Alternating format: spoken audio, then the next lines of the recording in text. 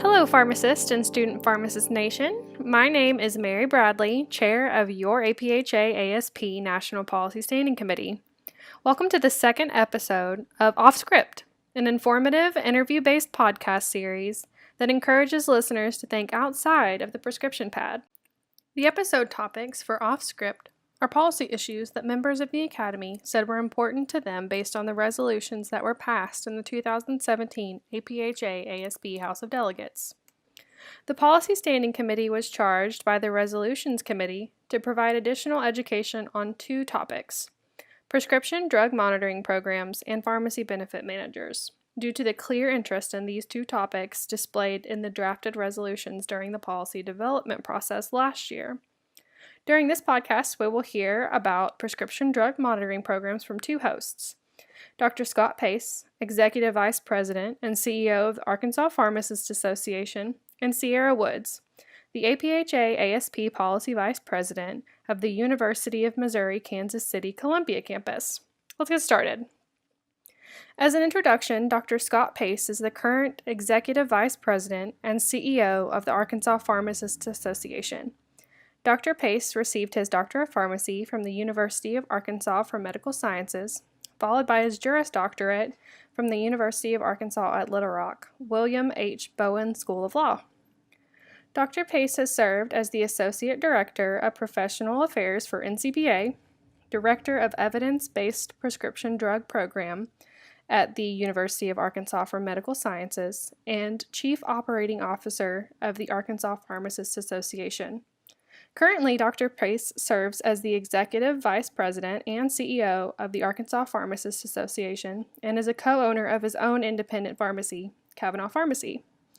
Dr. Pace's professional experience in health policy and store ownership is sure to provide a unique perspective on prescription drug monitoring programs.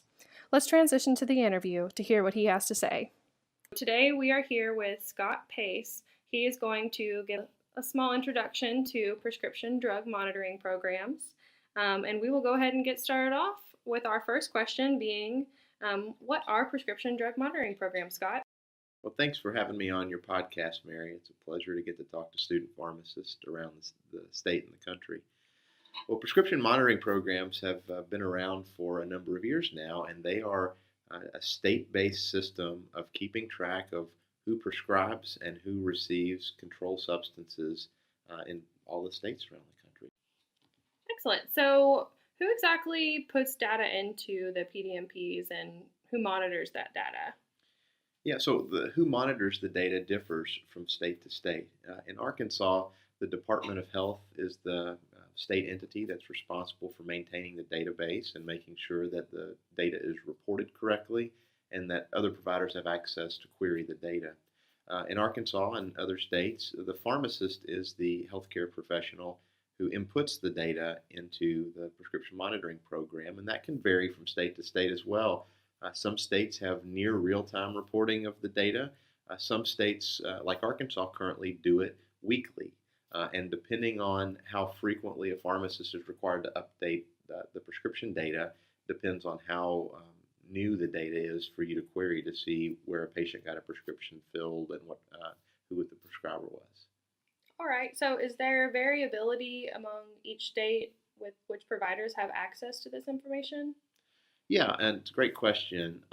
Initially in Arkansas, it was only prescribers and dispensers that had access to the prescription monitoring program. And today we also have law enforcement and regulatory boards with limited access to the prescription monitoring program.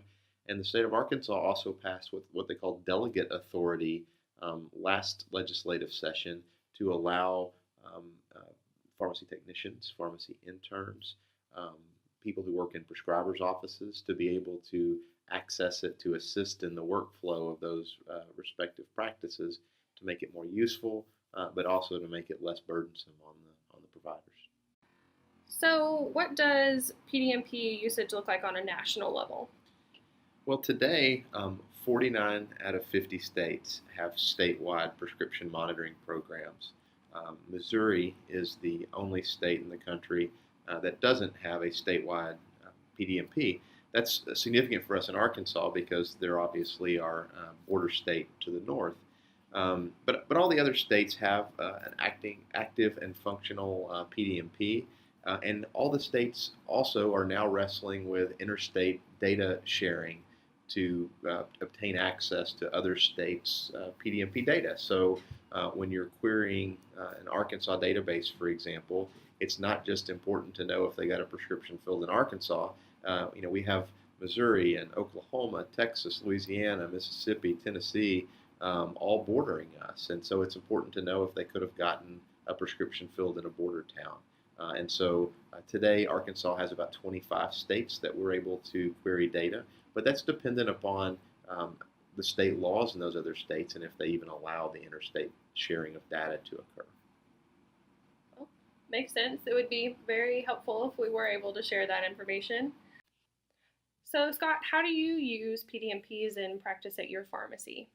Yeah, we use it in two different ways, Mary. The first is the requirement that we submit the data into the PDMP once a week right now. So we are diligent in making sure that we submit our data as we're required to do by state law. And Arkansas state law, by the way, is changing here in the upcoming months from weekly reporting into the PMP to daily reporting into the PMP. We also use the prescription monitoring program to query the data, especially when we have a new patient who comes into our store, or if we have a new prescription for a controlled substance that someone hasn't been on before.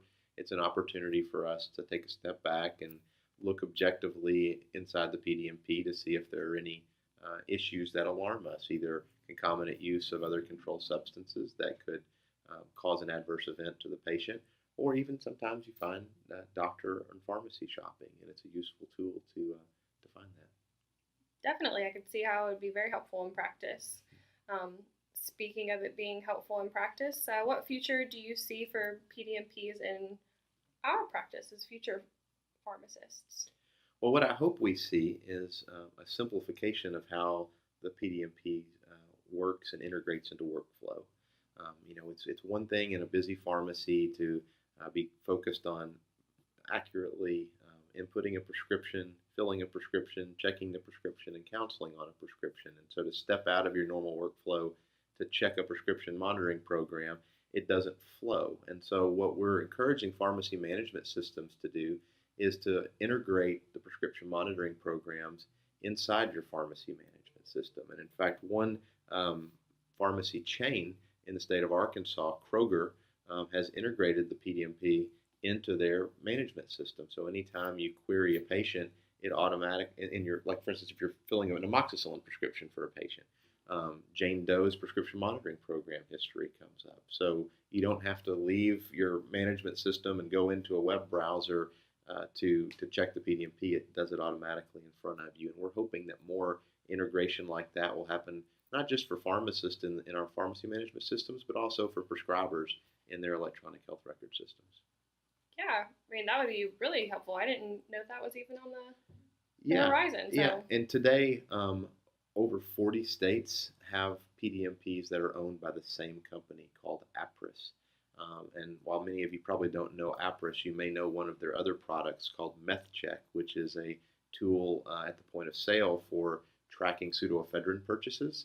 And they have found a way to pretty seamlessly incorporate MethCheck into pharmacy management systems. And it's our hope, with them having so many so many states online with the PDMP, that they'll be able to replicate that inside the pharmacy management systems for the PDPs. Oh, okay. Well, that's really great to know. Yeah, absolutely. So, for our last question, what advice do you have for student pharmacists in regards to our future practice? What's one tidbit that we could take away from today that you think would be really beneficial for us to hold on to throughout our career? The one thing I could tell all of you to do is to pick a national organization that best serves your practice setting, and don't just be a member, but be a member and be actively involved. And do the same thing at your state level. The future of the profession of pharmacy is going to be dictated by those people who are at the table, not by those who aren't. And so I would encourage each of you to invest a little bit of money and a little bit of time in your state and national organizations and be the leaders of the next generation of pharmacists. It's up to you. Well, thank you, Scott. We definitely appreciate your time and all of your words of wisdom. Thank you, Mary. Next on this episode, we have Sierra Woods, an active student pharmacist advocate out of Missouri, who's going to share a little bit with us on the Missouri Prescription Drug Monitoring Program. Hi, Sierra. Thank you so much for joining us today and giving us a little bit of information on the Missouri Prescription Drug Monitoring Program. Hi, Mary. Thanks for having me. All right, so let's go ahead and jump right on in. Would you be willing to give a brief overview of the Prescription Drug Monitoring Program in Missouri? So first off, it has been an uphill battle getting any legislation passed in recent years for the PDMP. Missouri is currently the only state without a statewide PDMP. However, recently we've been starting to make some progress. In 2016, the St. Louis County passed their own PDMP, which started a chain of reaction, and we currently have 43 different cities or counties who have passed PDMP legislation that will, all of which will be effective at the end of the year. Some of them have already been, but we have a few that will be implemented in the upcoming months. And while some of these cities and counties do overlap, like the city of Columbia passed it as well as Boone County, which they're located in. However, this just goes to show that there were 43 different votes around the state that ultimately favored having a PDMP. And it currently covers over half the population of the state, which is a great start considering we don't have that statewide program. I am lucky enough to work in a place that has passed the legislation relatively early in adoption, and I was really excited to see also the counties that I grew up in passing it as well. So we just see more and more of these counties popping up saying that, we really do need this program in the state. And while the legislation to make a statewide program has been on the table for several years, it seems like last year it got the most attention. But during the session, it was just constantly changing. And by the end of the session, we ended up with 2 conflicting bills in the House and the Senate. The biggest difference between the bills was one of the bills did not allow pharmacists and providers to look at the PDMP, but had to be contacted by the state health department. So you had that throughway that was really kind of an inconvenience when you were thinking about using it in practice. Also, the data for that database that they were wanting to create was not going to stay very long, which would make it difficult to track trends, especially early in the instance for people that maybe don't go to your pharmacy very much or were going to different physicians in different areas. So it would have kind of made things a bit tricky. In the end, this was the bill that was on the table for the final vote, but it actually didn't make it to a vote by the end of the session. So on July 17th, 2017, the governor of Missouri signed an executive order that would implement a PDMP. However, this order doesn't provide much as far as really changing anything currently. It more brought to light his views and how much he thought that this needed to be passed. It does allow the counties to continue to operate as they currently are and really encourages more to add on to that. So the great thing about our county program is that they do connect. So each county in those 43 counties that I mentioned earlier, or cities, are connected to one another. So the bordering counties can still see what's going on in the other counties and if they have gotten anything elsewhere. Since counties are such a small area, it's really great to have those connecting so people can't just go 10 miles away to a pharmacy and try to get something filled there, but it wouldn't be tracked. So ultimately, a lot of this is happening in the city areas, but more and more of those rural areas are adding on as well. Very nice. So what was some of the logic behind not having providers be able to have access to the database and having to go through your Department of Health?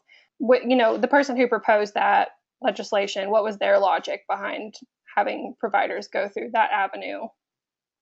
So a lot of the reason people are hesitant with this is privacy. The idea was that it gave too much power to a provider or a pharmacist to just look up that information if they wanted to, and not really restricting who had access, because of course if you're doing providers, we're talking nurse practitioners, physicians, physician assistants, and then of course any pharmacist. And the person who proposed that felt that that was too much power and too much ability to look into somebody's background and their health information So they decided that the health department should be the one who was more of the liaison of that information. Very interesting. Okay. I wonder, how their opinion was molded based off of what other states are doing. But that's very interesting that that was their thought process. Yeah, and I'm unsure of where that thought process came from. One of the people who was a proponent of this was a physician, so it is kind of interesting to see that decision was made when that decision was made. Definitely. So, based on the discussion that you heard during the most recent legislative session, what do you see as the future for the Missouri PDMP? For now, I just can see us continuing to add more and more of those counties to the original St. Louis County program. I mean, I have seen more and more just keep popping up, getting news alerts saying, hey, we have another person who's signed on. So I think a lot of counties will continue to look at that if they haven't already. I mean, once our legislative session begins again, I really believe that the PDMP will be another one of those hot topics this year. I mean, it was a hot topic all season last year. It was getting press. I mean, we were getting updates every week because, like I said, it was just so rapidly changing, and then we ended up with those conflicting bills. So with the additional pressure added from the governor to implement a program, I really see it just being up front right from the get-go at the beginning of the session. And we really hope with that additional press that it has gotten that a lot of our legislators who are maybe on the fence about the legislation will start showing their support for it.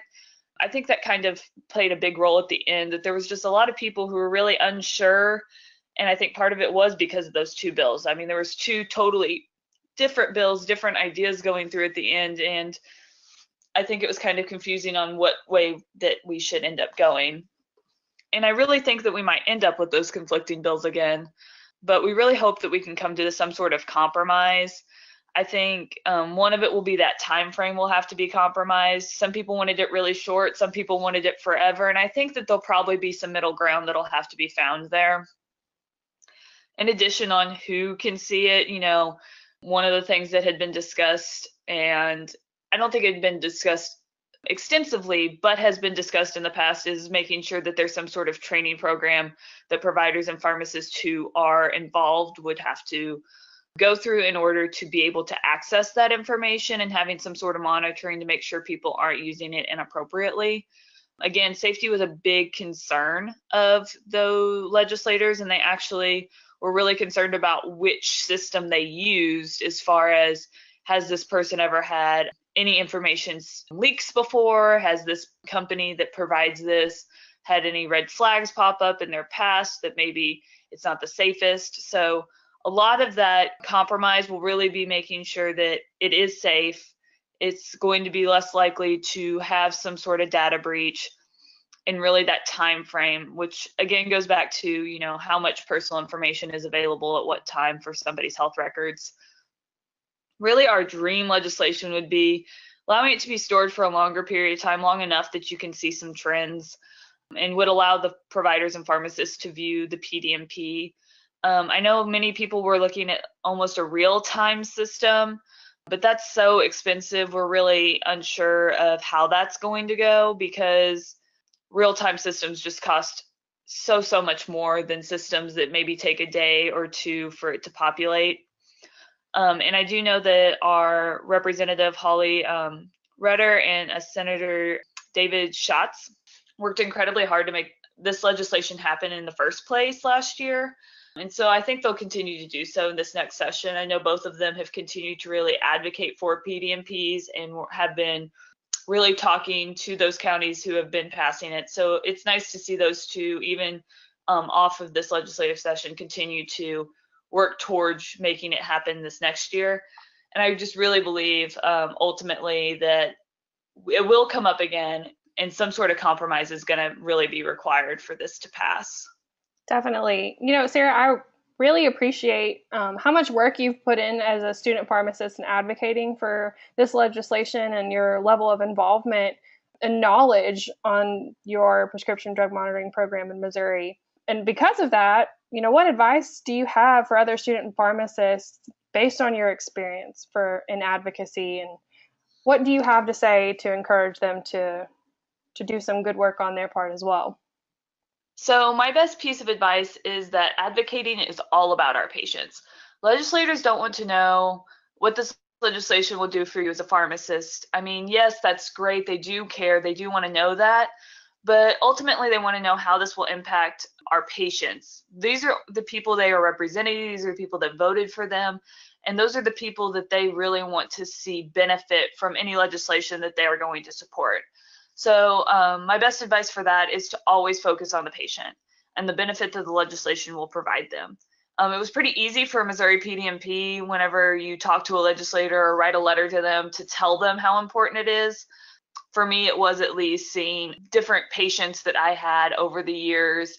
We weren't sure, or the doctor shopping that goes on, and it was very hard to track being in a rural area. Everybody was so spread out.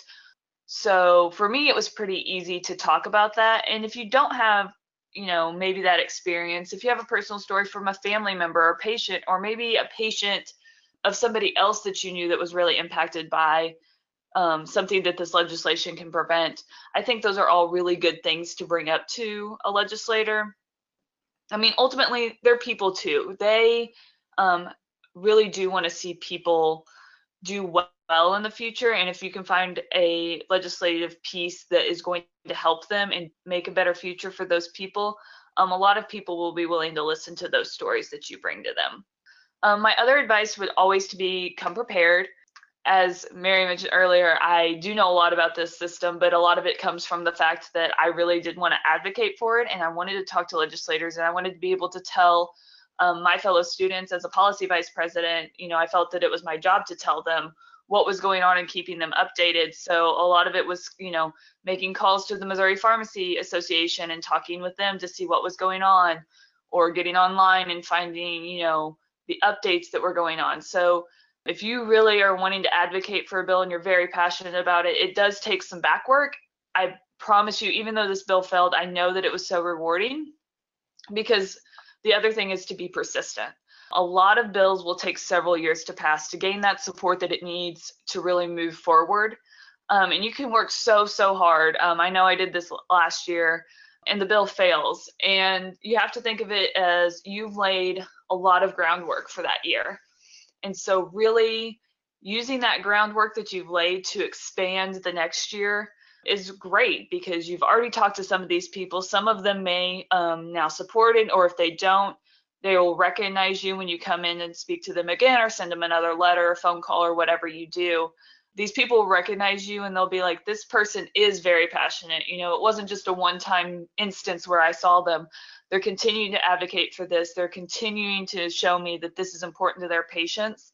And I think that will go a long way for those bills that take a while to come up again and again and take a while to pass. Well, Sierra, I just want to say thank you so much for your time and willingness to talk about your experience and give some advice. Thank you so much for your time. You're welcome. Thanks for having me.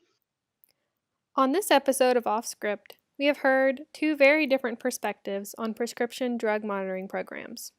Dr. Scott Pace gave an excellent overview of what prescription drug monitoring programs are and how he uses it in practice.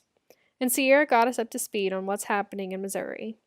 Thank you both for your time and wonderful words of advice. And thank you, listeners, for tuning in.